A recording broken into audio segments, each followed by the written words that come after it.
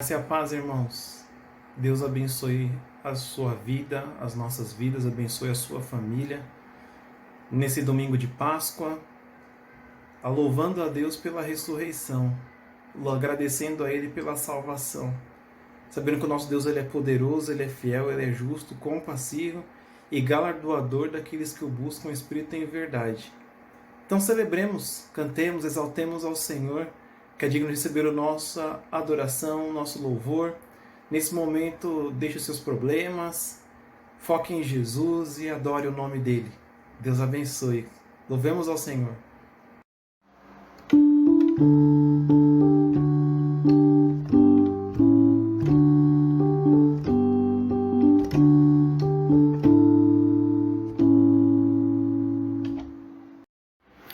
Tu deixaste, Jesus, o teu reino de luz e desceste este mundo tão vil. Um presépio em Belém, tu, Jesus, sumo bem, escolheste por berço infantil. Vem, Jesus, habitar comigo, em minha alma lugar, ó, vem já. Vem, Jesus, habitar comigo, em minha alma lugar, ó, vem já. Alegraram-se os céus com os santos de Deus, sim, por ter te nascido, Jesus, vindo ao mundo trazer salvação ao que crer na mensagem bendita da cruz. Vem, Jesus, habitar comigo, em minha alma lugar, ó, vem já. Vem, Jesus, habitar comigo, em minha alma lugar, ó, vem já. Tu viveste, Senhor, revelar-nos amor, e te aprouve do mal nos salvar. Tu provaste do fel sofrimento cruel, morte enfim te fizeram provar. Vem, Jesus, habitar comigo, em minha alma lugar, ó, vem já. Vem, Jesus, habitar comigo, em minha alma lugar, ó, vem já. Outra vez tu virás e por mim chamarás, rodeado dos anjos de Deus. Que alegria pra mim ao dizeres assim: um lugar te darei eu nos céus. Vem, Jesus, habitar comigo, em minha alma lugar, ó, vem já. Vem, Jesus, habitar comigo, em minha alma lugar, ó, vem já.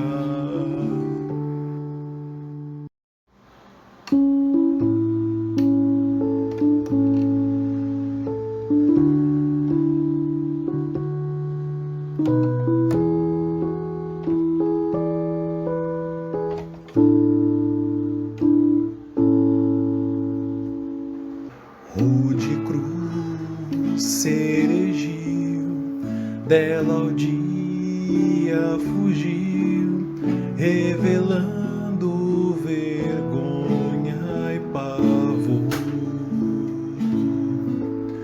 Mas eu amo a Jesus, que morreu nessa cruz, dando a vida por mim, pecador. Sim, eu amo a mensagem da cruz, suas bênçãos eu vou proclamar. levarei eu também minha cruz, até por uma coroa trocar, lá da glória dos céus, o Cordeiro de Deus ao Calvário humilhante baixou. E essa cruz tem pra mim atrativo sem fim, porque nela ele me resgatou.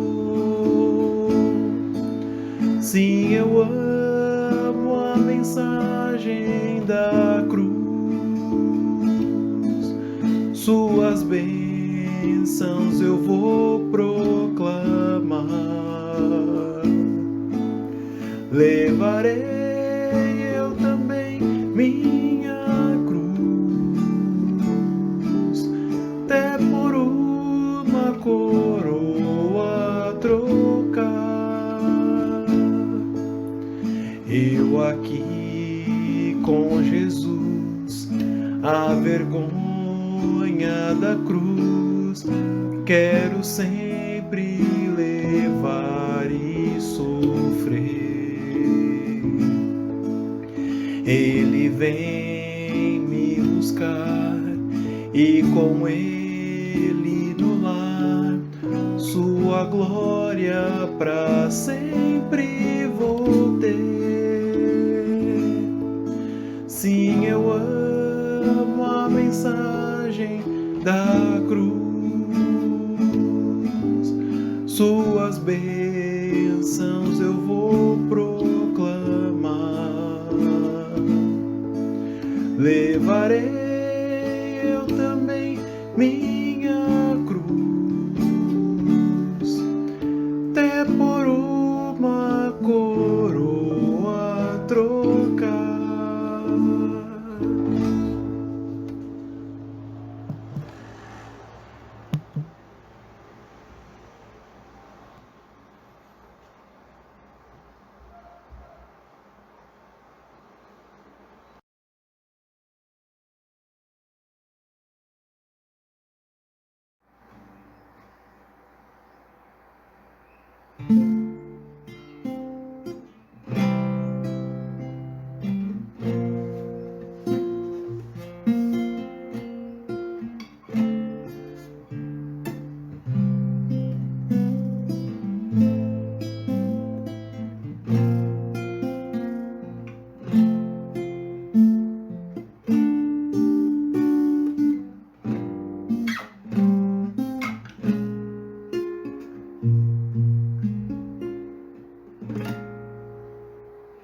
No Calvário, meu Senhor, um sacrifício fez por mim, se entregou como um cordeiro por amor. Toda dor ele sofreu, o seu corpo a sangrar, alto preço ele pagou em meu lugar. A coroa em sua cabeça perfurar, os cravos em suas mãos a transpassar, o último suspiro ali na cruz. Jesus morreu.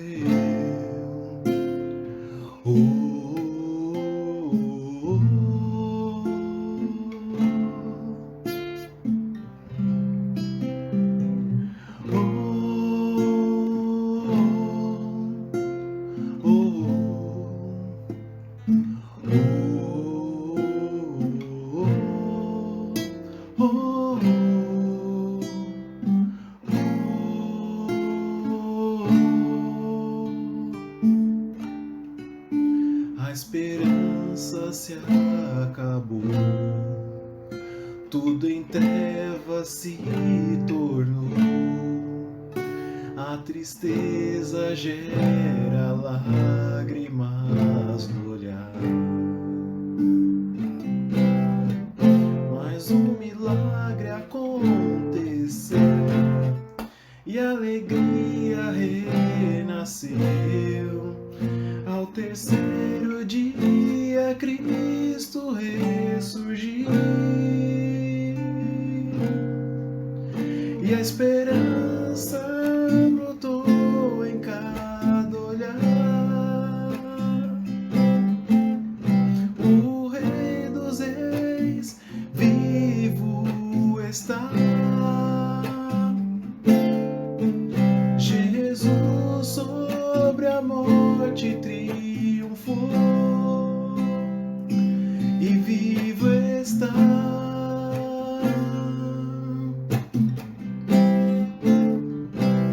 E vivo está.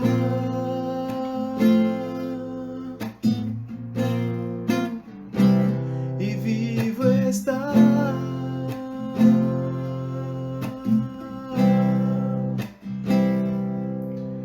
Jesus sobre a morte triunfou e Ele está vivo, vivo, e Ele está vivo, vivo, ao terceiro dia vivo, vivo.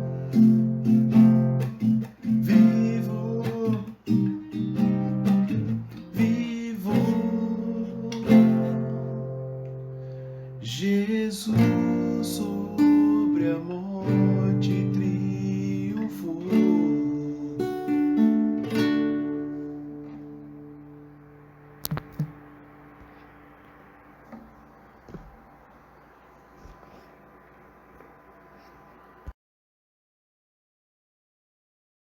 No Evangelho de Lucas, capítulo 22, a partir do versículo 7, nós leremos alguns poucos versículos. Diz assim a palavra do Senhor: Finalmente chegou o dia dos pães sem fermento, no qual devia ser sacrificado o cordeiro pascal. Jesus enviou Pedro e João dizendo: Vão preparar a refeição da Páscoa. Onde queres que a preparemos? Perguntaram eles. Ele respondeu: Ao entrarem na cidade, vocês encontrarão um homem carregando um pote de água. Sigam-no até a casa em que ele entrar e digam ao dono da casa: O mestre pergunta: Onde é o salão de hóspedes, no qual poderei comer a Páscoa com os meus discípulos? Ele lhes mostrará uma ampla sala no andar superior, toda mobiliada.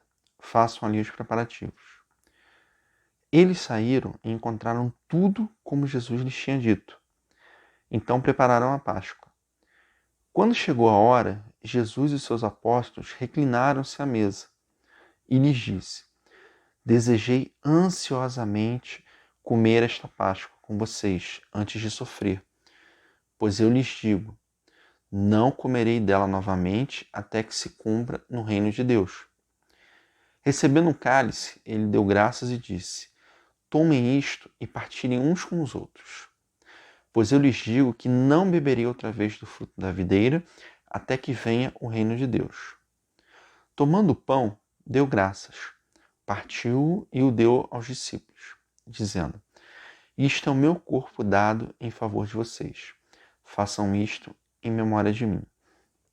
Da mesma forma, depois da ceia, tomou o cálice, dizendo: Este cálice é a nova aliança no meu sangue, derramado em favor de vocês. Existem três coisas que eu quero pensar com os irmãos aqui. Existem três versículos dentro desse texto que eu quero meditar neste domingo de Páscoa. O primeiro versículo é o versículo 7, que diz o seguinte: Finalmente chegou o dia dos pães sem fermento, no qual devia ser sacrificado o cordeiro pascal. Finalmente. Existem alguns detalhes na Bíblia que nós precisamos ter sempre em mente para que a gente possa ler a Bíblia da maneira correta. O que acontece? Nos dias de hoje, papel é algo relativamente barato, né? Aqui em casa, minha filha toda hora papel, papel, papel, a gente dá uma folha para ela, ela pega o giz e rabisca tudo, e melhor o papel do que a parede, né? É bem mais barato, né? Mas nessa época, o papiro ou qualquer outro material que fosse utilizado para se escrever era algo caro. E se você um dia colocar no Google, assim, de curiosidade, botar manuscritos do século II, III, que foram os que chegaram até nós, e botar no Google Imagens, você vai ver que para eles aproveitarem ao máximo o local onde eles escreviam, eles não colocavam espaçamento entre as palavras, entre as letras. Eu sei que pode parecer confuso, mas não é. Se eu te der um texto em português, onde não há espaço entre as palavras, e você começar a lê-lo, você consegue lê-lo de forma tranquila, completa, sem nenhuma dificuldade. E nessa época eles tinham esse hábito para poder aproveitar bem o espaço, porque, como eu falei, é caro. Tendo isto em mente, nós precisamos entender que tudo aquilo que foi escrito, e foi inspirado por Deus, evidentemente, mas cada palavra tem a sua grande importância. Então, quando o versículo 7, ele começa dizendo assim, finalmente, e aí ele coloca uma vírgula, ele fala, finalmente, vírgula, chegou o dia dos pães sem fermento, e a vírgula é algo que está no português, mas também está no grego. Essa palavra finalmente, ela está dando para a gente entender o quê? Nossa, chegou! Caramba, é isso aí! Uau, vai acontecer! O evangelista Lucas, ele foi um historiador, e nós sabemos disso porque ele mesmo fala, tanto no capítulo 1 de Lucas, como também lá no capítulo 1 de Atos, porque o Evangelho de Lucas e o Evangelho de Atos, na verdade, são um livro só, e evidentemente é só um autor, que é Lucas. Ele foi um historiador, e ele pesquisou, ele conversou com as pessoas da época para poder escrever. Então eu fico imaginando, eu não sei quem ele falou aqui nesse momento, com qual apóstolo, né? Nós sabemos que a partir do evangelho, a partir do livro de Atos, ele teve um contato pessoal com Paulo, e Paulo encontrou Pedro, então talvez Lucas tenha encontrado Pedro também, não sei, enfim. Mas o fato é que o texto começa com essa palavra, finalmente. Esta é uma palavra que, mesmo no português, ela nos dá a ideia de que aconteceu algo que nós gostaríamos, que nós esperávamos por aquilo. Eu, particularmente, gosto muito de uma saga de filmes chamada Star Wars, eu e milhões de pessoas no mundo. Então, toda vez que vai lançar um filme novo, e agora essa nova leva, os filmes estão saindo em dezembro, antes saiu em maio, no aniversário de George Lucas, né? Enfim, detalhe. Mas sempre que vai sair um filme, eu fico na expectativa. Caramba, e agora? Não sei o quê. E aí sai a notícia, o filme vai estrear dia 15 de dezembro. Ingresso vai estar liberado 8 de agosto. Eu fico lá no computador, primeiro dia já compro, vou na estreia, e é algo que eu espero, sabe? Eu lembro que quando eu casei, 2 dias antes, estreou um filme do Star Wars, então olha que duas maravilhas em pouco tempo, né? Eu assisti um filme e casei. Glória a Deus, Deus é bom em tudo, né? Mas é o tipo de coisa para o qual eu utilizaria a palavra. Finalmente, é agora, chegou. Aqui, o texto bíblico, o autor bíblico, ele está escrevendo o sentimento de algum daqueles apóstolos, dos discípulos, que evidentemente é um sentimento muito maior do que o meu, por assistir um filme, enfim, que essa palavra sintetiza, sabe? Finalmente, finalmente.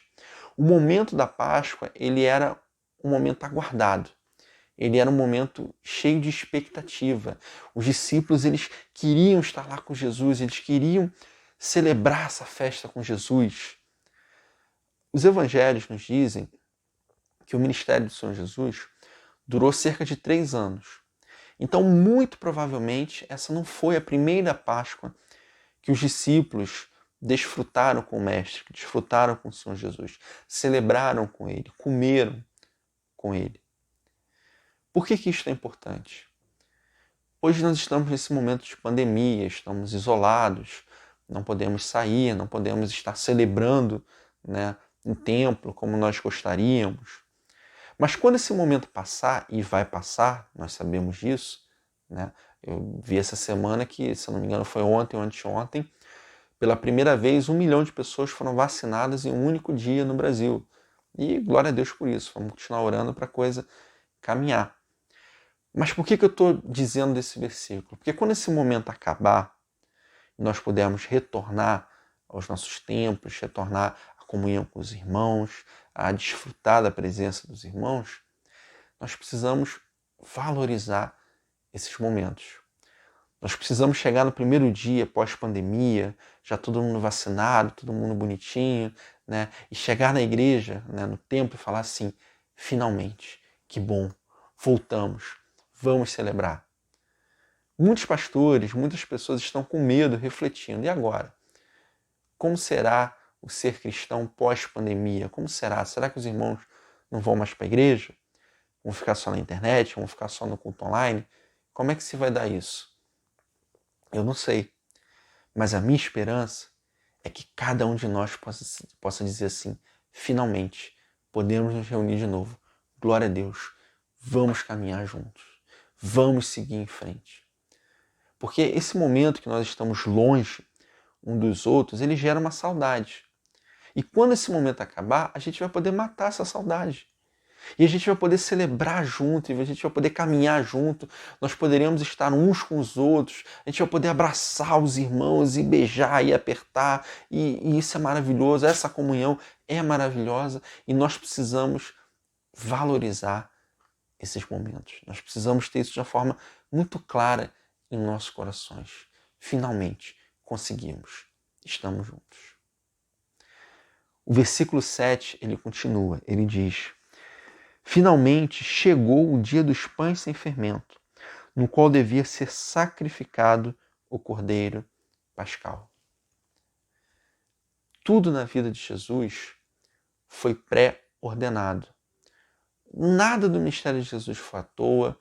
O local onde ele nasceu, o local onde ele morreu, os seus pais, tudo foi planejado por Deus. E o sacrifício de Jesus, a sua morte vicária, morrer na cruz para nos salvar, a data não foi outra senão a Páscoa. Porque a Páscoa, ela tem dois sentidos. Ela tem o sentido mais conhecido, que é a morte e ressurreição de Jesus Cristo, só que ela tem um sentido anterior a esse. Qual é o sentido? A libertação dos israelitas do Egito.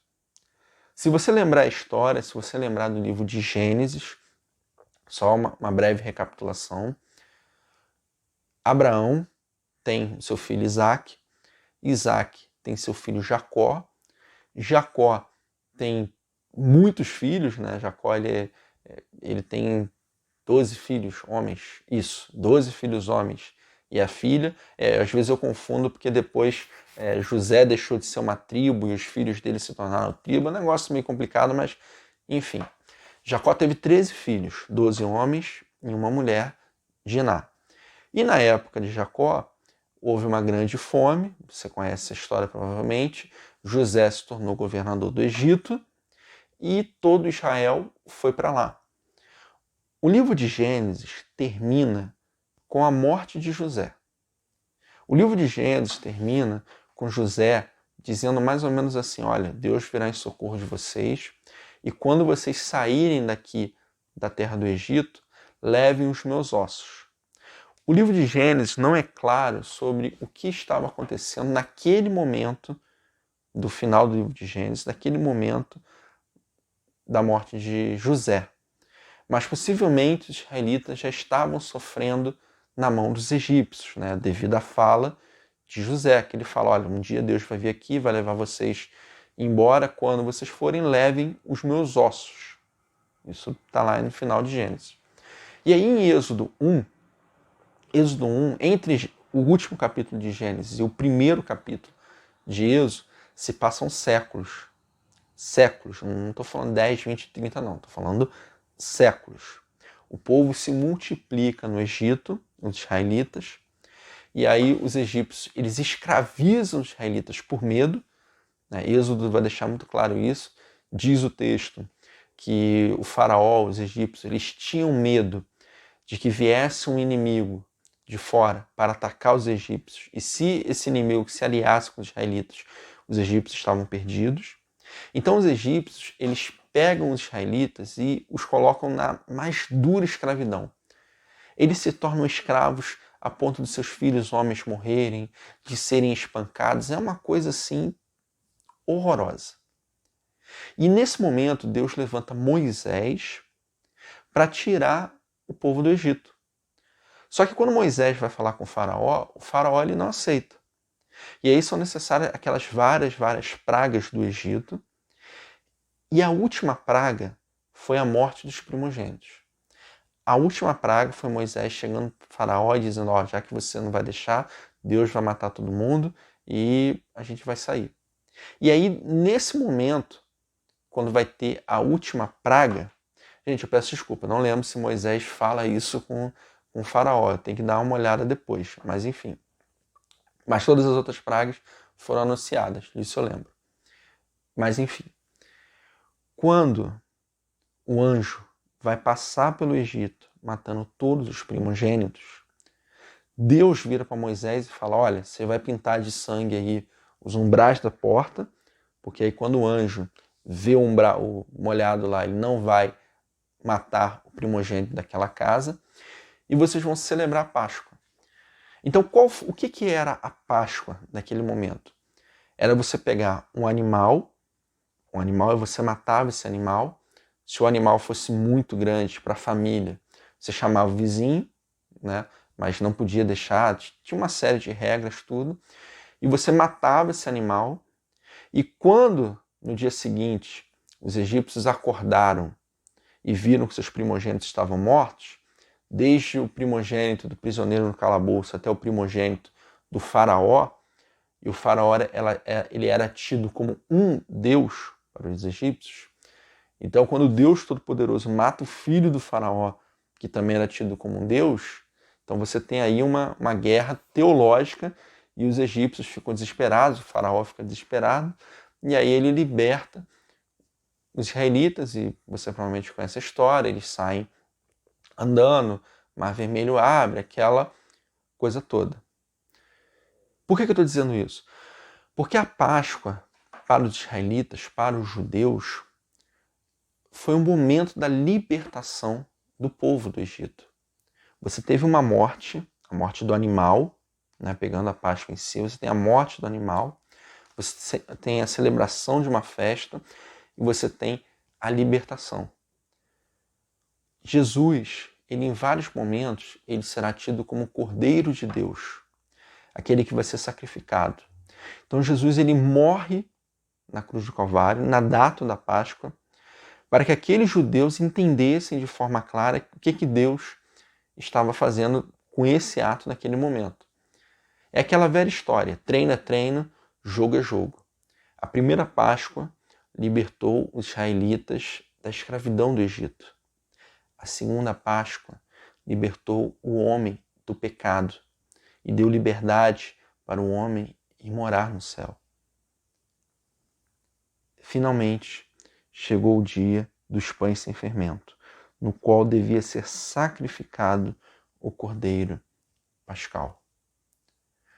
Este momento, esta data, ela não foi escolhida à toa por Deus. Foi Deus mostrando para mim e para você, e principalmente para os judeus, para os israelitas daquela época, aquilo que ele estava fazendo.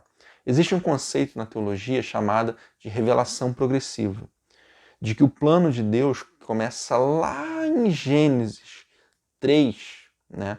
Quando tem a queda, tudo, e aí Deus fala da questão que o filho da mulher pisaria a serpente, e Deus, ao longo de todo o Velho Testamento, ele vai falando a respeito de Jesus, ele vai falando de Jesus. Moisés sai do Egito por amor a Cristo. Que é isso, pastor? É verdade, está lá em Hebreus 11, é só você ler. Né? Então você tem uma revelação progressiva. E a data em que Jesus foi crucificado, ela não ficou de fora dessa revelação. Foi para que aqueles apóstolos, para aqueles discípulos, que todos eles praticamente, até onde sabemos, eram judeus, eram de origem israelita, eles entendessem, eles compreendessem o que significava o sacrifício de Jesus. O versículo 15 desse texto nos diz o seguinte: Jesus falando, e lhes disse: desejei ansiosamente comer esta Páscoa com vocês antes de sofrer. Desejei ansiosamente comer esta Páscoa com vocês antes de sofrer. Essa palavra aqui, ansiosamente, ela não tem o sentido pecaminoso da ansiedade, né? Como a gente vê em outros momentos, não andeis ansiosos por coisa alguma, ou lance sobre ele toda a vossa ansiedade, porque ele tem cuidado de vós. Não é esse sentido. Esse ansiosamente, no grego, tem o sentido de um forte desejo, aquilo que uma pessoa ela quer muito. Desejei ansiosamente comer esta Páscoa com vocês antes de sofrer. Jesus, ele quer muito estar conosco. Jesus, ele quer muito estar conosco. Eu fico muito triste quando eu percebo que as pessoas elas não entendem de fato o que é o cristianismo. Porque o cristianismo não é um conjunto de regras, um conjunto de normas que você tem que obedecer e se você não obedecer você vai sofrer uma punição. Não. Isso é paganismo. No paganismo, na ideia do paganismo, o indivíduo ele tinha que adorar a divindade, ele tinha que seguir as regras da divindade, ele tinha que seguir os preceitos da divindade, tinha que seguir o ritual, e se ele não cumprisse esse conjunto de regras, esse conjunto de ordenanças, ele seria punido pela divindade. O cristianismo ele não é isso. O cristianismo é o Deus Todo-Poderoso, cheio de amor, que envia seu Filho para morrer por mim e por você na cruz do Calvário. É um relacionamento de amor. Cristianismo é amar. É amar a Deus acima de todas as coisas e amar o próximo como a ti mesmo. Ah, pastor, então se eu amar a Deus eu posso sair por aí fazendo o que eu quiser? Não. Quer dizer, poder pode, ser livre. Mas a Bíblia me diz que quando eu amo a Deus, eu obedeço os seus mandamentos por amor. Porque eu quero. Não porque eu estou com medo de que vai cair um raio na minha cabeça, que eu vou sofrer e aquela coisa toda. Não é isso.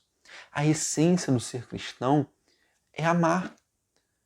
Então muitas pessoas, infelizmente, elas compreendem errado o que é ser cristão. Ah não, se eu for para a igreja eu tenho que deixar de fazer isso, deixar de fazer aquilo, tenho que fazer isso desse jeito, tenho que usar a roupa tal, tenho que usar o cabelo tal. E não é isso. Ser cristão não é isso.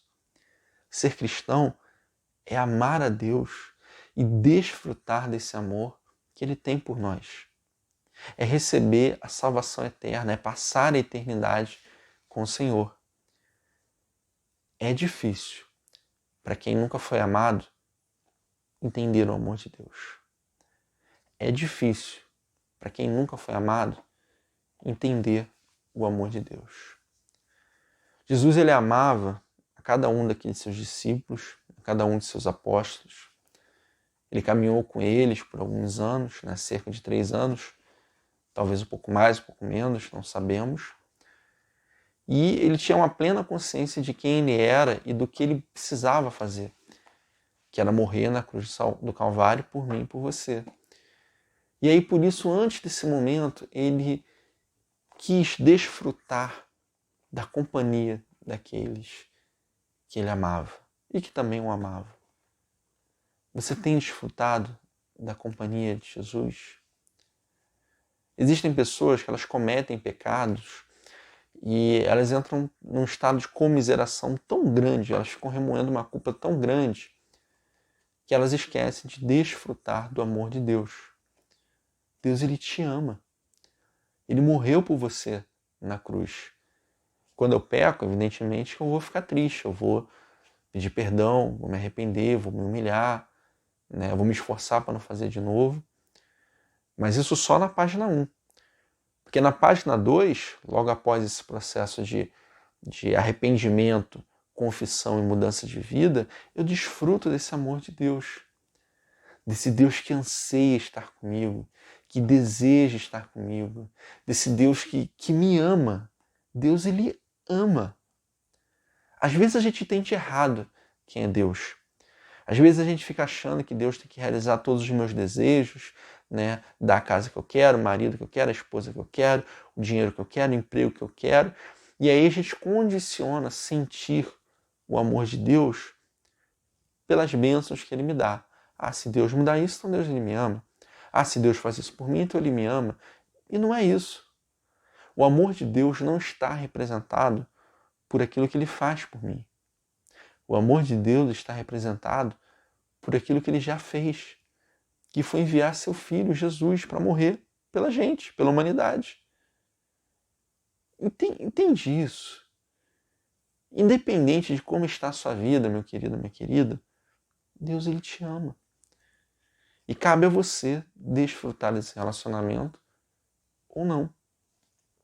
Sentar à mesa do Senhor ou não. É uma escolha sua. O versículo 20, ele nos diz: da mesma forma, depois da ceia, tomou o cálice, dizendo: este cálice é a nova aliança no meu sangue, derramado em favor de vocês. Este cálice é a nova aliança no meu sangue, derramado em favor de vocês. O sacrifício de Jesus foi por mim. Eu sei que isso pode parecer um tanto quanto óbvio, mas muitas vezes a gente esquece. Porque quando a gente ouve assim, olha, Deus, Jesus, ele morreu pelos pecados da humanidade, a humanidade fica muito vago. A humanidade é a totalidade dos seres humanos da face da Terra. Aqueles que já nasceram e aqueles que vão nascer. A humanidade é o todo. Mas quando eu me relaciono com Deus, eu devo lembrar que foi por mim. Foi por Leonardo Mendes Alves. Jesus, naquela cruz, ele pensou em mim. Foi por mim. E o que mais me impressiona no sacrifício da cruz é que a qualquer momento, Jesus, que naquele instante era 100% Deus, mais 100% homem também, ué, pastor, como assim? Jesus era um ser sui generis, único do gênero. Ele era 100% Deus, mas ele também era 100% homem. Então ele tinha carne, ossos, né, igual a mim, igual a você. E quando você sente dor, é muito interessante a nossa percepção do tempo. Porque quando nós fazemos algo legal, quando nós estamos fazendo algo bom, quando a gente está se divertindo, a percepção, o tempo sempre passa na mesma velocidade. Mas a percepção do tempo, ela é muito rápida. Você assiste um bom filme e passaram-se 2 horas que você nem piscou. Você vai para uma festa de aniversário, para um casamento, para um parque de diversões, e você olha e fala assim, caramba, já está anoitecendo, já passou. E o contrário é verdadeiro. Quando a gente sente dor, o tempo passa muito devagar. A nossa percepção do tempo, ela é muito lenta. Parece que aquilo não acaba. Diz a palavra do Senhor que Jesus ele foi crucificado por volta da 6ª hora, que é o meio-dia, e veio a falecer por volta da 9ª, que eram as 3 horas da tarde. Aí você fala assim, só 3 horas? Só 3 horas. Mas se um paralelepípedo cair no seu pé, o instante que ele vai ficar ali é menos de um segundo. Mas você já imaginou o quanto vai doer, por quanto vai doer? Pois é. Jesus ele passa por essa dor pensando em mim e pensando em você. A salvação ela é pessoal, Jesus é pessoal. Jesus ele é o Deus que se relaciona comigo e com você. Eu posso a qualquer instante fechar os meus olhos, pensar nele, orar e falar com o Pai em nome de Jesus. E se eu já entreguei a minha vida a Jesus, Ele está em mim. O seu Espírito Santo está em mim. Eu sou selado com o Espírito Santo. O sacrifício de Jesus ele foi por mim. Nunca perca isso em mente. Jesus ele pensou no seu nome, no seu sobrenome, na pessoa que você é. Ah, pastor, mas eu não tinha nascido ainda. Não importa. Foi por mim, foi por você. E nós precisamos valorizar isso, porque não há presente mais valioso no mundo do que a salvação eterna. A solução do maior dos nossos problemas, que é passar a eternidade longe de Deus. Então que venhamos a valorizar esse sacrifício. Hoje é domingo de Páscoa, evidentemente que, além do ovo de Páscoa, né, nós relembramos o sacrifício vicário de Jesus, daquilo que ele fez, que ele morreu e que ele ressuscitou. Então, que tenhamos essas verdades em nossa mente. Jesus, ele quer estar conosco, ele quer ter um relacionamento de amor, é um relacionamento. Quanto mais eu leio a Bíblia, quanto mais eu oro, quanto mais eu passo tempo com Deus, mais eu desfruto desse relacionamento. Que, para minha tristeza, muitas pessoas têm a oportunidade e não fazem. Veja bem, eu não estou julgando aqueles que não conhecem a Jesus. Meu desejo é que eles venham a conhecer e tenham um relacionamento. Mas me entristece saber que existem genuínos filhos de Deus que não dedicam talvez nem 10 minutos do seu tempo diário na presença do Senhor. E eu não estou falando isso para você se sentir culpado. Eu não estou te dando puxão de orelha. Eu não estou sendo pesado com você. Eu estou dizendo que me entristece.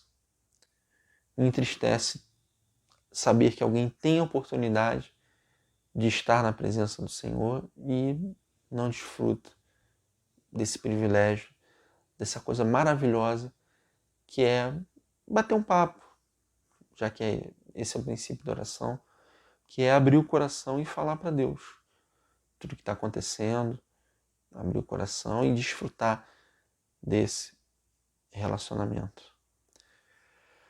O cristianismo, ele é a religião do relacionamento, do Deus que dá a sua vida para salvar os que estavam perdidos. O cristianismo, a essência do cristianismo é o relacionamento. De quem? Do Deus, do único Deus, que dá a sua vida para salvar os que estavam perdidos. Você e eu estávamos perdidos. Aquele que não tem Jesus no coração, que não se tornou seu discípulo, que não assumiu o compromisso de segui-lo, está perdido, infelizmente. Mas enquanto há vida, há esperança. Que nós venhamos a seguir a Jesus, que nós venhamos a desfrutar desse relacionamento maravilhoso, que nós venhamos a dedicar a tempo diário na presença desse Deus que, acima de tudo, nos ama. Que Deus nos abençoe.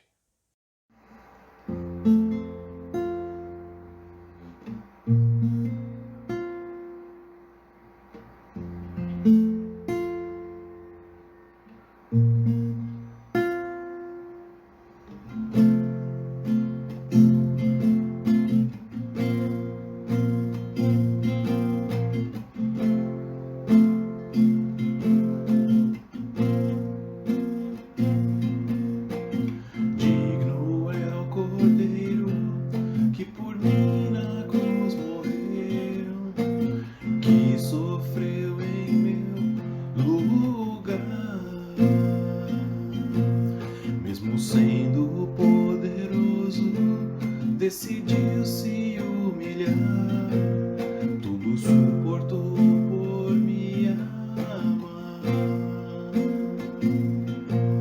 Ele é digno de ter toda honra e poder, pois com seu sangue nos resgatou. Ele é merecedor de todo de toda a glória para sempre. Digno é o Cordeiro de Deus, que venceu a morte e virá para sempre.